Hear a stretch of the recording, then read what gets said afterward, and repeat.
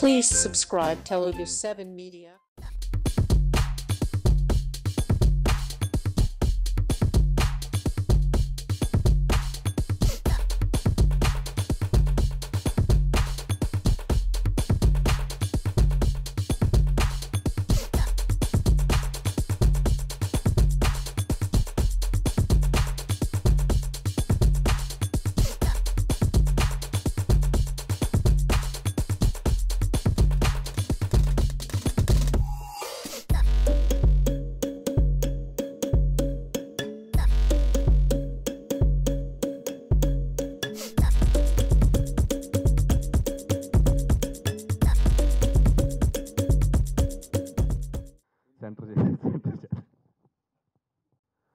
First of all ఈరోజు ఇక్కడికి are Narayanamurthy గారి సినిమా యూనివర్సిటీ పేపర్ లీక్ అనే ఒక కథాంశంతో మీ ముందుకు రాబోతున్నారు. సో ఆగస్ట్ 22 ఈ సినిమా రిలీజ్ కాబోతుంది.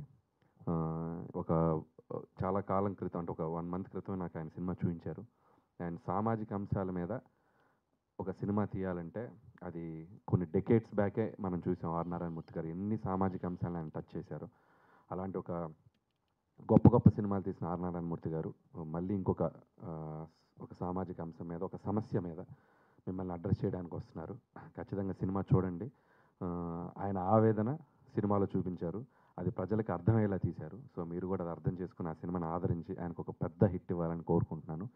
ఇకపోతే నారాయణమూర్తి గారి గురించి చెప్పాలంటే, సో నేను ఇందాక బయట నుంచొని మాట్లాడుతున్నాను. ఆయన తీసిన దండోరా కానీ, ఎర్ర సైన్యం కానీ, చీమల దండు కానీ, ఎర్రోడు కానీ, ఒరే రిక్షా, దాసనారాయణరావు గారు గురువు గారు తీసిన ఒరే రిక్షా కానీ, అన్నీ సిల్వర్ జూబ్లీస్.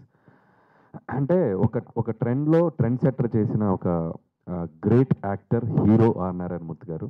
సో కాలక్రమేణా ట్రెండ్ మారుతుంది, సినిమాల ట్రెండ్ మారిపోయింది. సినిమాలు ఒక్కొక్కరు ఒక్కొక్క జోనర్లో ట్రై చేస్తూ ఉన్నారు. ఆయన తలుచుకుంటే ఆయన కూడా మారి వేరే టైప్ సినిమాలు తీయొచ్చు. బట్ ఇంకా అది మూర్ఖత్వం అనాలో, ఆయన సమాజం పట్ల ఆయనకున్న గౌరవం అనాలో తెలియదు. కానీ స్టిల్ ఇంకా సామాజిక అంశాల మీద సినిమా తీస్తాను, నేను ఇంకా ప్రజలకు అలాంటి సినిమాలు అందిస్తానని చెప్పి ఒక స్ట్రాంగ్ దీంతో వెళ్తున్నారు. సో ఖచ్చితంగా ఆయనకు సపోర్ట్గా ఉండాలి. గురువుగారు డెఫినెట్గా ఈ సినిమా మీకు మళ్ళీ మంచి హిట్ అయ్యి, సో మళ్ళీ మీరు ఇంకా ఆయన ప్రయత్నాలు చేయడానికి ఇంకా మీకు ఒక ధైర్యం ఇవ్వాలని మనస్ఫూర్తిగా కోరుకుంటున్నాను. అండ్ ఇంకా ఆయన్ని రాజుగారు, దిల్రాజు గారి ఆఫీస్లో చాలా ఫ్రెండ్లీగా, అంటే ఇప్పుడు ఇలా మాట్లాడుతున్నాం గురువుగారు అని, చాలా ఫ్రెండ్లీగా ఉంటారు ఆయన. నారాయణమూర్తి గారు చాలా ఫ్రెండ్లీగా మాట్లాడతారు. ఎంత ఓపెన్గా మాట్లాడతారు, ఆయన ఒపీనియన్ అంత ఓపెన్గా చెప్తారు. సో చాలాసార్లు అడిగేవాడిని, నాకు డౌట్ కూడా, ఎందుకు గురుగారు మీరు సినిమాలో మీరు అనుకుంటే మంచి మంచి పాత్రలు చేయొచ్చు, గొప్ప గొప్ప పాత్రలు, నిలిచిపోయే పాత్రలు చేయొచ్చు అని చెప్పి ఎన్నోసార్లు అడిగాను. ఇప్పుడు కూడా బయట అడిగాను. R Narayanamurthy is one and only R Narayanamurthy. So నిజంగా ఆయన విల్ పవర్, నేను నా సినిమాలే, నా కైండ్ ఆఫ్ సినిమాలే నేను చేసుకుంటూ వెళ్తాను, నా ఓపుకున్నాను అంటూ ఉంటారు ఆయన. బట్ స్టిల్ మళ్ళీ అడిగాను ఆయన్ని, మీరు కనుక డోర్ ఓపెన్, అంటే గేట్ ఓపెన్ చేస్తే మీకోసం ఎన్నో పాత్రలు, గొప్ప గొప్ప పాత్రలు రెడీగా ఉన్నాయి. అటు హరీష్ అన్న కానీ, మేము కానీ, ఇంకా రైటర్స్ చాలామంది ఉన్నారు. ప్లీజ్ ఇది మీరు చేయరని నాకు తెలుసు, బట్ ఏదో మీడియా ముఖంగా నా అభిప్రాయం చెప్తున్నాను. But be like you what you are sir are Narayanamurthy garu, that's up to you. So August 22 రాబోతుంది cinema university paper leak. Please go and watch the movie. So thank you so much sir. ఇప్పుడు మా అన్న హరీష్ శంకర్ గారు మాట్లాడతారు. అన్న are Narayanamurthy గారి గురించి. Sir Anil ఏదన్నా ఫోన్, అసలు అప్పుడు నేను అనిల్ ఎప్పుడు అసలు ఫోన్లోనే మాట్లాడుకోము. ఏదైనా ఇంకా ఫోన్ చేశాడంటే అది చాలా ఇంపార్టెంట్ అని అవ్వచ్చు, లేదా ఒక పెద్ద జోక్, ఒక అరగంట నవ్వే జోక్ అని అవ్వచ్చు. ఈ 2 విషయాలు ఉంటే అనిల్ ఫోన్ చేస్తాడు. ఫోన్ చేసి, అన్న నేను ఒకటి అడుగుతున్నాను, నువ్వు కాదనొద్దు వచ్చేయాలి అన్నాడు. ఏంటి అంటే, ఇలాగ నారాయణమూర్తి గారిది అని. అనిల్కి నారాయణమూర్తి గారు అంటే ఎంత ఇష్టం అంటే, అందరికీ మాకు దిల్రాజు గారి ఆఫీస్లో నారాయణమూర్తి గారు బాగా పరిచయం, బాగా క్లోజు. బట్ అనిల్కి ఎంత ఇష్టం అంటే, ఈ ప్రమోషన్స్ భుజం మీద వేసుకున్నాడు. అంటే బేసిక్ ఏ ప్రమోషన్స్ అయినా అనిల్ భుజం మీద వేసుకుంటున్నాడు. ప్రతి సినిమా నిన్న లిటిల్ హార్ట్స్ కూడా చూసాను నేను. కానీ ఈ సినిమా నారాయణమూర్తి గారి కోసం ఇష్టపడే అనిల్, నాకే కాదు చాలామందికి కాల్ చేసి ఈ సినిమా ప్రమోషన్ గురించి చెప్తున్నారు.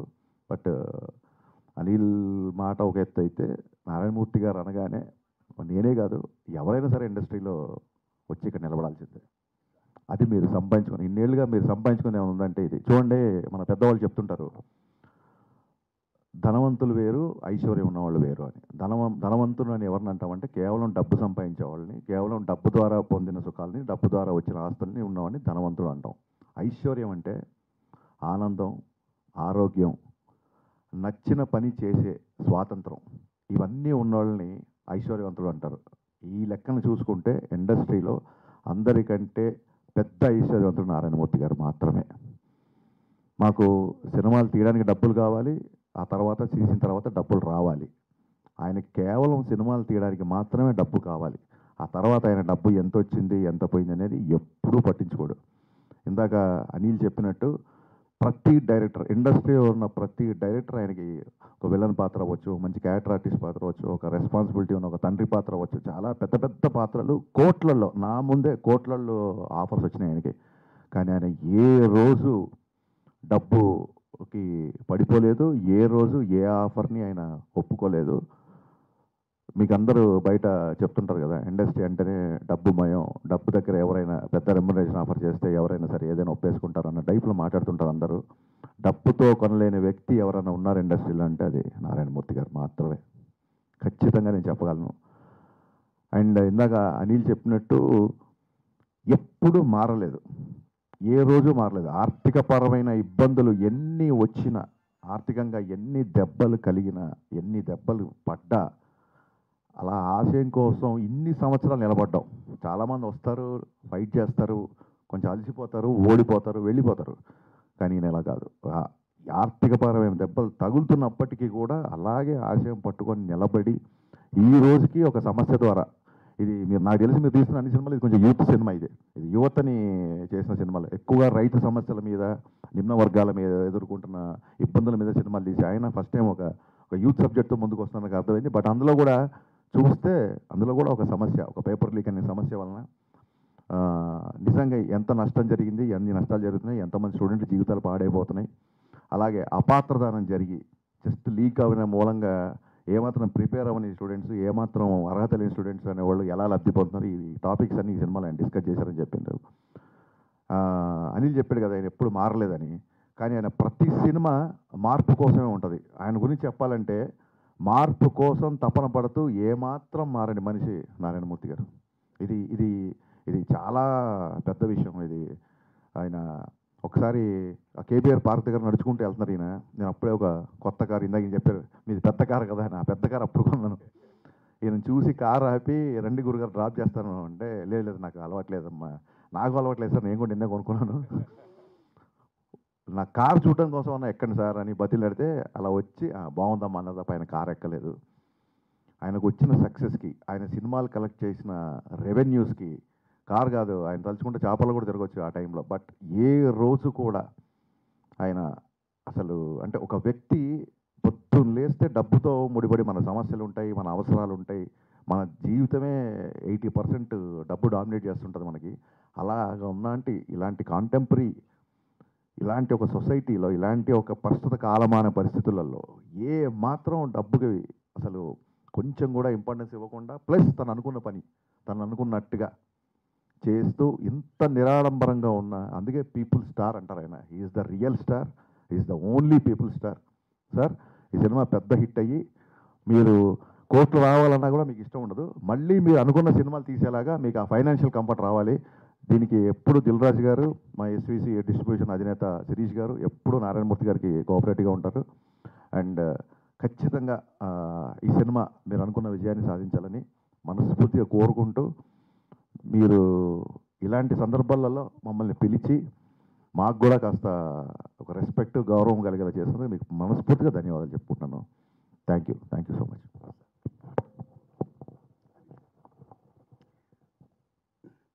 పాత్రికేయ మిత్రులరా, ప్రేక్షదేవులరా, నేను తీసిన యూనివర్సిటీ సినిమా పేపర్ లీక్ ఎల్లుండి రిలీజ్ అండి, August 22.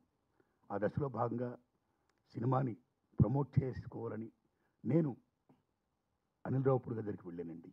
వారి దగ్గరికి ఇంతకుముందు వెళ్ళాను. సార్ మీరు వచ్చి నా సినిమా చూడాలంటే, మహానుభావుడు వచ్చాడు, నా సినిమా చూశాడు, ఆయనకు వీలు పడలేదు, చూడలేకపోయారు, కాస్త రిలీజ్ ముందుగా హెల్ప్ చేయండి అని నేను విజ్ఞప్తి చేసిన వెంటనే నా విజ్ఞప్తిని మన్నించి ఇంత బిజీ టైంలో ఇద్దరు రావడం నిజంగానే చూడడానికి వీల్లేదు, ఎందుకంటే కుదరలేదు. నిజంగానే బిజీగా ఉన్నాను. నేను లాస్ట్ 40 రోజుల నుంచి పవన్ కళ్యాణ్ గారితో డే అండ్ నైట్ షూటింగ్ చేసి ఉస్తాద్ భగత్ సింగ్ సినిమా ఫినిష్ చేసే పనిలో ఉన్నాం. ఇంకో ముఖ్య విషయం ఏంటంటే కళ్యాణ్ గారి దగ్గర కూడా మీ ప్రస్తుతం 2-3 సార్లు వచ్చింది. మా పవన్ కళ్యాణ్ గారికి నారాయణమూర్తి గారు అంటే విపరీతమైన గౌరవం, విపరీతమైన ఇష్టం. ఈ సందర్భంగా ఈ విషయం నేను చెప్పాలనుకుంటున్నాను. సార్ పవన్ కళ్యాణ్ గారు అంటే నాకు కూడా అంత బ్రహ్మాండంగా విపరీతమైన ఇష్టం అండి, గౌరవం అండి. Whole hearted I'm telling sir, whole hearted I'm telling. Because మన తెలుగు చిత్ర పరిశ్రమలో మహానటుడు, యుగ పురుషుడు, మహానుభావుడు, the legend NT Rama Rao create చేసిన హిస్టరీ మళ్ళీ అలాంటి హిస్టరీ ఎప్పుడైనా మనం చూడగలం అనుకుంటే పవన్ కళ్యాణ్ గారు అలాంటి హిస్టరీని చూపించారండి. Wholeheartedly thanks a lot, salute to him. So ఇప్పుడు గురుగారులు ఈసారి ఇద్దరిని విజ్ఞప్తి చేయడం, ఇప్పుడు రావడం, ఇప్పుడు నా సినిమా గురించి, నా గురించి ఇంత బ్రహ్మాండం చెప్పడం, వారిద్దరికీ హృదయపూర్వక ధన్యవాదాలు చెప్తున్నానండి. ఇంకా ప్రేక్షదేవుళ్ళరా, ఇంకా మీరు చూడాలి.